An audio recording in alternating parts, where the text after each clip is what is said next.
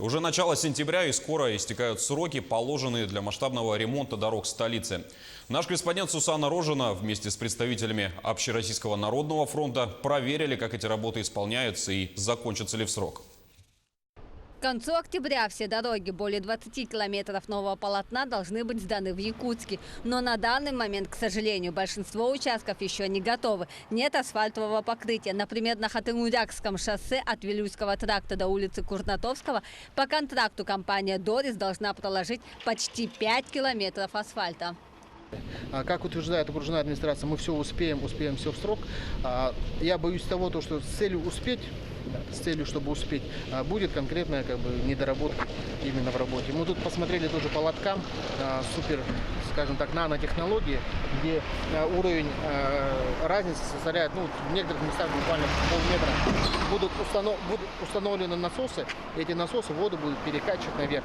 Но мы знаем по всему городу, мы реалисты, то есть проектанты то, что нарисовали, возможно, в теории должно работать, а на практике получится то, что эти лотки будут забиты водой, насосы выйдут из строя.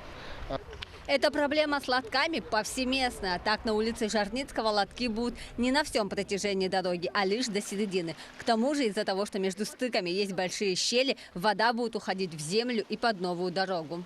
Как с дороги будет вода поступать? В нормальных городах делают дырки же там и туда попадает вода. Как она туда попадет? В общем говоря, как нам представители этой компании, которые здесь производят работы, объясняли, мы такой же вопрос задавали по Петра Алексеева. Да. А там сказали, что лотки не установлены на сегодняшний день, но там должен быть уровень, то есть вода должна скатиться, то есть дорога будет определенного уровня, то есть будет градус, и вода собирается здесь и потом скатывается. Вы же взрослый человек, как вот она здесь скатывается? Я рассказываю вам проект. Я тоже. Мы с вами реалисты, мы живем в этом городе, видимо, да? Да. И понимаем. И вот смотрите, между камнем тоже дырки. А вижу я. Да, вода будет туда скатываться.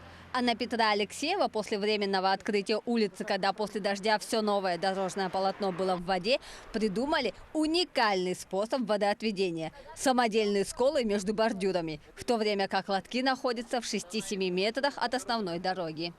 И что мы здесь видим? Видим, как эта проблема была устранена.